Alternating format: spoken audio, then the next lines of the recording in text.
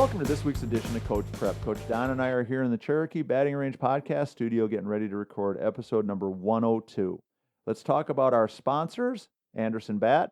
Everything Fast Pitch is very proud to have Anderson Bat Company as our presenting sponsor. Anderson Bat Company is using the latest and greatest bat technology to corner the market in the fast pitch world. They have the -9 Rocket Tech, the -10 Carbon, and the -11 Carbon Light. Anderson Bat Company is using this technology to put a high-performing bat in the hands of hitters that really know the difference between a good bat and a great bat. We're also working with Anderson to provide a discount for all of our listeners. Go to the Anderson Bat Company website and order your bats. Use the EFP20 discount, which is for everything fast pitch, and you'll get a 20% discount. It's a great way for you to save a little bit of money on a great bat and also help support everything fast pitch at the same time. And let's talk about everything fast pitch. Please become a patron if you can. Go to patreon.com/everythingfastpitch. You go through the process. You can become a patron. The patrons are the people that are keeping the wheels spinning on this thing. If we did not have the patrons we have, there's no way that Coach Don and I would be able to keep doing everything fast pitch and Coach Prep. We love doing it. We enjoy doing it. But the cost of doing it is something that we could no longer afford to incur on our own. And the patrons are the people that are really keeping us going. If you can, please help. I was going to say, Tory, and this is not an income for us. This is just covering the expense. Yeah. Yeah, we're not in a situation where we're not having to come up with some money each month. So. Well, no, and honestly, if we had not gone on Patreon and picked up patrons, we would have been done months and months ago. Right. Because it was to the point where we had both invested all we could afford to anymore. And for anybody that doesn't understand, there's microphones, there's recording systems, there's computers, there are monthly fees, there's all kinds of things to get the stuff edited and cleaned up. There's production costs, and so we're not getting rich, I promise you. But we are not going to go broke either. And so the patrons are the people that are keeping us rolling. I was going to say, Tory, and we've got ideas and things that we want to do, but it all costs. And until we get to the point where we can cover some of that, we're going to have to keep some of those ideas on the back burner. Yeah. Okay. So our Coach Prep topic today comes to us from Coach Chad Lowe. And Chad sent me an email, and he was talking about something that he saw watching the College World Series. Saw Mackenzie Donahue, player for Oklahoma, made a couple of really athletic, really outstanding plays in the outfield, and one of which was running at a pretty high clip, probably close to full speed, and jumping as high as she could to make one of those ESPN top 10 plays of the day. And if I'm not mistaken, I think that she was on the ESPN top 10 2 or 3 times during the College World Series for making those kinds of plays.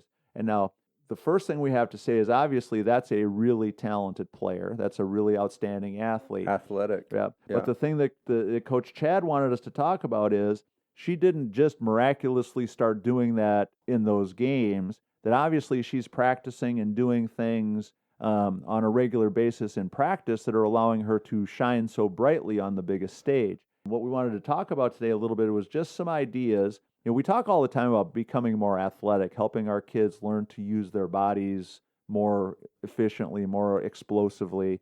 And it's true across the board in the game of softball, whether it's hitting, running, fielding, whatever.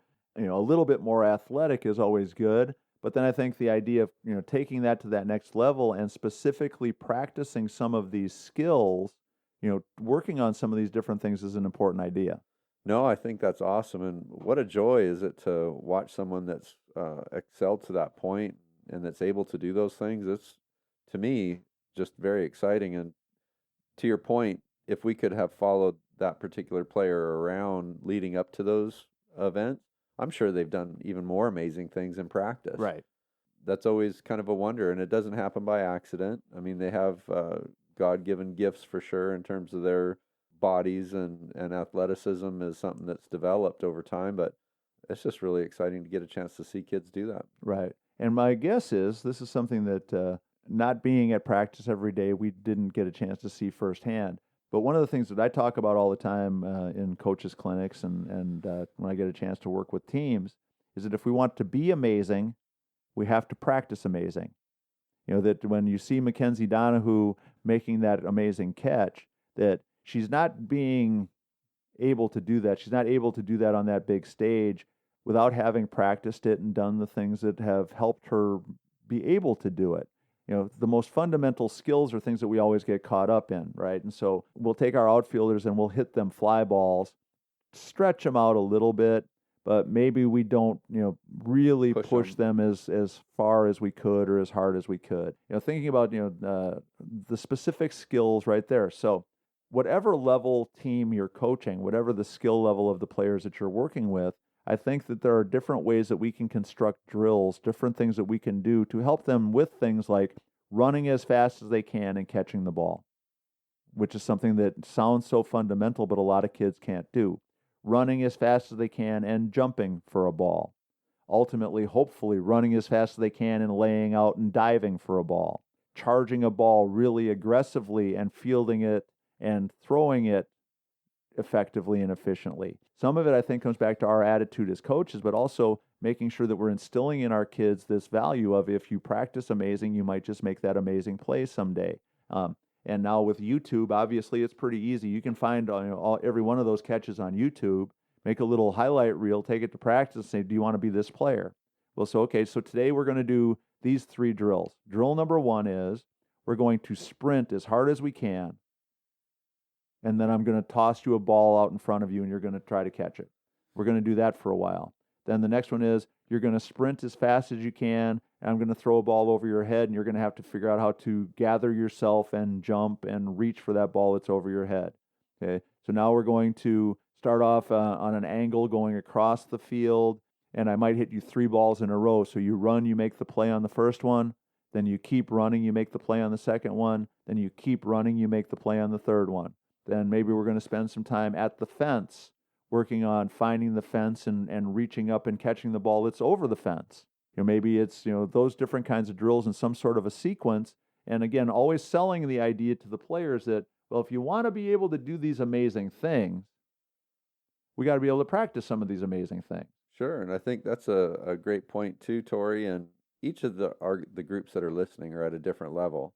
And it might be super important for the real young ones to catch 8 out of 10 attempts. But as the kids get older, it might be okay for them to miss 8 out of 10 because we're pushing them so hard to make that, amazing thing. And right. And to find a happy blend in there and to constantly be challenging those that are, at that level to be crazy and amazing is awesome. Right. Well, and the thing that I think is universal across all age groups. So let's say you're starting off with very young players. Okay. So you got a team of 8-year-olds. The first time an 8-year-old catches a real fly ball, it's like it's like a miraculous thing. It's like everybody is so amazed and so shocked. And she ran 3 whole steps and got under it. Mom and dad and everybody's up and down, screaming and cheering and yelling because for those very inexperienced kids, just even judging the flight of the ball, judging the depth perception, those kinds of things are skills that they need to develop. Well, you take that same kid, and after she's caught 15 of those, she's not that excited anymore when she does it again. Right. Yeah. She's still happy because she's not 100% sure that she can, but I've done it, enough times now that I moved 3 steps and I caught that one. So it starts to get a little routine. It starts to get to where it's not as much fun. It's not as challenging. So now human nature for me as a coach is I want to keep building up her confidence. I want to keep building up other players' confidence. So if she can keep catching them, maybe that will convince more kids that they can. But for that same player now, if she was taking 3 steps and catching the ball, now I got to make sure that she takes 6 steps. Yeah. And then when she takes 6 steps and she catches them all, 10 or 12 or 15 times, then now it's got to be 10 steps. Then it's got to be full out run. Then it's got to be, to your left and to your right. It's got to be to your left, to your right, forward and backwards. It's got to keep growing and growing and growing so that the list of skills that she's adding keeps growing and keeps her interest level up. Sure. And so then, when we start talking about robbing a home run or making a diving catch or something like that, exciting to them to get the chance to do it instead of some sort of crazy thought that, there's no way in the world I can do that. No, I think that's exciting. Building it up and watching them grow is pretty crazy. Yeah. And again, it's going to always be relative. For Mackenzie Donahue, if you hit her, 500 fly balls within probably a 30-foot radius. She's going to catch all 500 of them, and it's going to be boring as anything could be. Right. But for her, growth as a player, all of a sudden it was, run 20 feet, then it's run 50 feet, then it's run 100 feet. Then you start to find out how far is it really humanly possible to go, and you end up with these really special things. So for us as coaches, it is okay for us to look at a player's skill level and try to figure out what can we do to push her. We should be looking at how can we push her to get better and more athletic and more dynamic and more capable. And so, and as crazy as it is, we used to do a drill where the kids would run on their own, have a ball in their hand, and after they've run 10 steps, throw it out in front of themselves as far as they could and then try to accelerate and catch it. And that's a really easy one for them to do on their own. And they start to figure out, well, yeah, I tossed that one, but I made that too easy. Yeah, that was pretty good. I went pretty far on that one, but I bet you if I toss it a little bit further, and they can start to challenge themselves a little bit. And you can do the same thing with the ball that's over their heads. You can do all kinds of different things. But so part of it, I think, is convincing them that it's important. Part of it is creating drills that are going to give them a chance to work on it. And then the biggest part of it is making sure that nobody gets satisfied with where they're at, because, again, there's always more. And if we ask Mackenzie Donahue, if she was our guest today, is that the best catch you've ever made? She's going to say no. There was others. Yeah, and if you say, are you satisfied with being the number one play on ESPN's top 10 plays of the day? And I think she'll be excited. I think she'll be proud. But I think deep down inside she'd say, yeah, but I could do more than that. Say, just wait. I'm going to do it again. Just give me one more chance on national TV, and I'm going to do one more that makes that one look like routine. Tory, what do you think about cross training and things like plyometrics and box jumping and things like that playing a factor into her maybe getting to the point she is athletically? Yeah, no, and I'm sure that all that stuff, especially for a player that's playing at a school like Oklahoma, they've got a very serious training program, very serious regimented strength and conditioning and flexibility and all that stuff. But that's the that's the end of the rainbow, kid. That's the pot of gold at the end of the rainbow. Right. I think for all players, doing those kinds of things is really valuable. And again, doing other sports. This is one of those things why I always go, back to this idea. If I had the magic wand and could make every player in America follow Tory's guide to becoming the best softball player you could ever be, at a very young age, every single softball player would play soccer. There you go. Because you learn to run fast, you get in shape, you learn to handle your body in all kinds of weird positions, because having to use your feet instead of your hands forces you to change direction quickly, to be off balance, to have body awareness, do all kinds of crazy things. Some of the very best softball players I've ever coached were young soccer players. The other one that has really paid dividends for me and players that have become incredible college level softball players was gymnastics and tumbling at a very young age. I like gymnastics. Because again, body awareness and jumping higher balance. And running faster and having balance and all those kinds of things. It wouldn't shock me to do a Mackenzie Donahue biography search and find out that when she was 6, she was a twister or a tumbler. I'll bet you might be right. Or a soccer player, because a kid that's got that kind of body awareness now as an older player learned that somewhere. But so whether it's cross training and physical training of conditioning and strength and flexibility, I think that's always a cool thing. Doesn't hurt. Whether it's playing a secondary sport and working on those different skills, but all those things come back to the idea is you watch a player make an amazing play. It's not an accident. It's a sequence of events. Yep. It's a historical trip that started at one place and got to that point in time. And so for us as coaches, and Chad, to hopefully we're getting around to answering your question, it's up to us as coaches to do everything we can to put kids in a situation, no matter what their skill level, to keep pushing themselves further, to learn how to run and jump, to learn how to dive, to learn how to lay out, to learn how to do all those things at the right time for each player's development, and let them see how good they can really become, and let them understand that great is a pretty cool thing, and it's relative. Don't get me wrong. Not every 10-year-old in America is going to be able to do the same kinds of things that some of these really elite, higher level college players are doing, but there's a version of that for them, and there's a level of that for them that's just as great for them at that age and that ability level, and so we want to keep tapping into that. So you think build them up, then challenge them, right? And challenge them more and more, because otherwise they get bored. Yep. I mean, And one of the complaints you hear all the time about softball for some players is that especially at the younger ages, it can be kind of a boring game because sometimes you don't get a lot of action.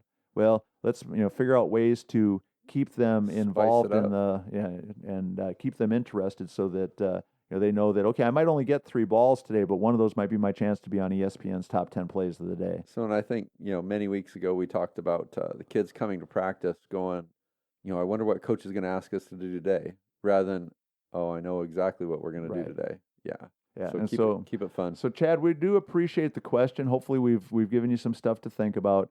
If you have questions or ideas, please make sure you reach out to us at everythingfastpitch@gmail.com or fastpitchprep@gmail.com. Coach Don and I love talking about stuff that is interesting to our listeners. And a lot of the stuff that we talked about today was listener generated. And so, please keep those questions coming. As always, we're looking forward to hearing from you so that we can do as good a job as possible. Please make sure you check out Anderson Bat and patreon.com/everythingfastpitch.